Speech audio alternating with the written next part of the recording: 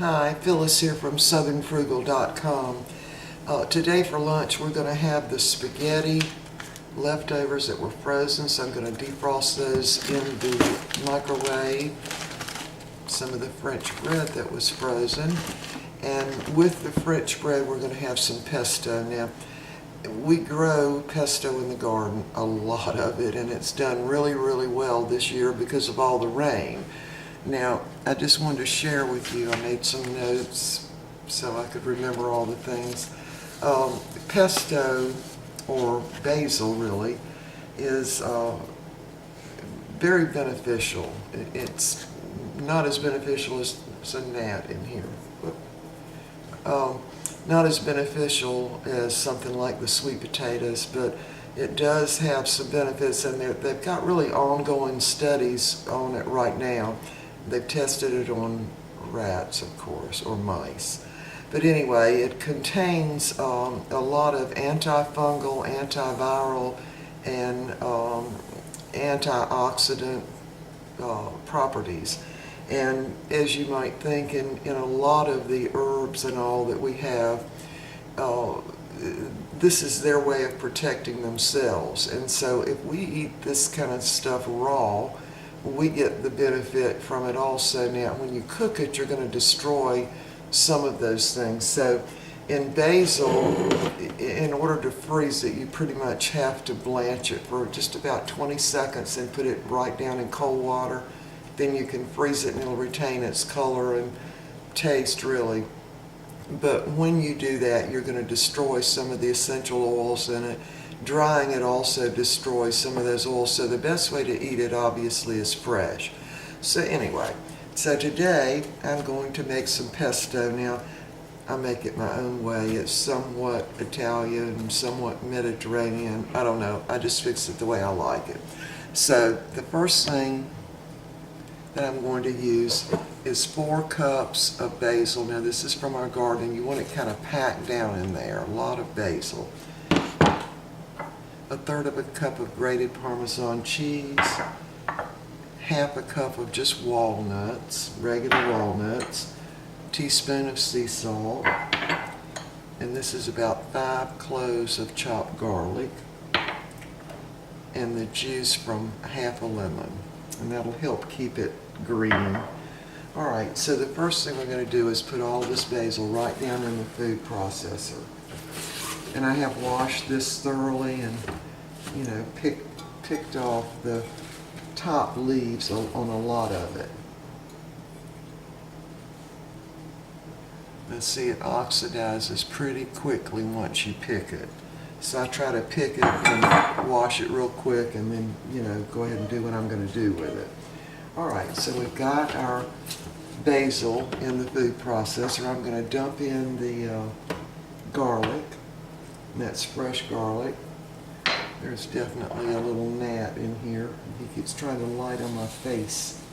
Alright, a teaspoon of salt. Get the rest of that garlic out of there.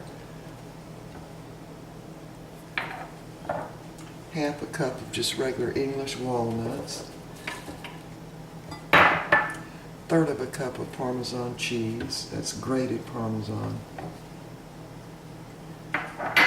And then the juice of just 1/2 a lemon. Now, what we're going to do is put olive oil in this to make it creamier. And I decided to try this kind at the store because it was from California olives. I'm going to first use all that's in here, which looks like about 2 tablespoons. So I'm just going to pour that in.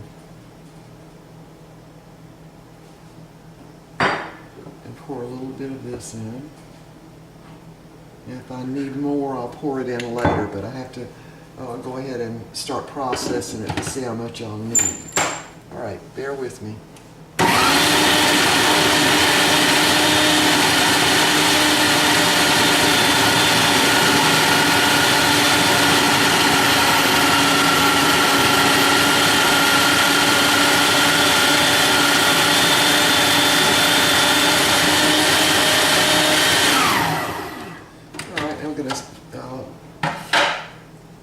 take it down from the sides a little bit.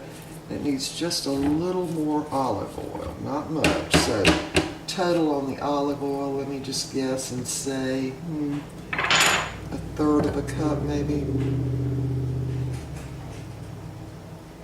Fourth of a cup.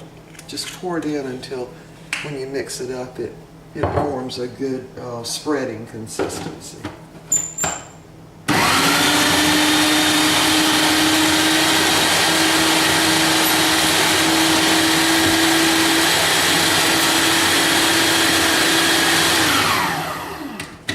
Stir it down from the sides one more time.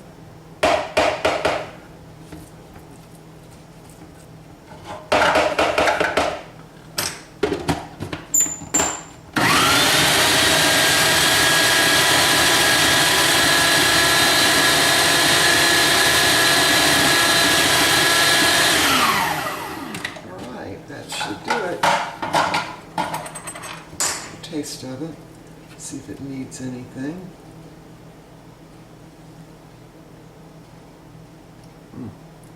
So good, so good. All right, I'm going to go ahead and get our lunch ready. Get this in a little bowl. Now, the way I fix this is I toast the French bread on one side, and then when I serve it, I spread the pesto over the toasted side of the French bread. All right, I'm going to get this together and we'll be back. All right, our lunch is ready. Now this is the spaghetti. I think I did a video on that, on freezing leftover spaghetti. And I just dumped it out on a plate, the two little squares, and put it in the microwave on defrost. It took about 15 minutes and then about 3 minutes on reheat.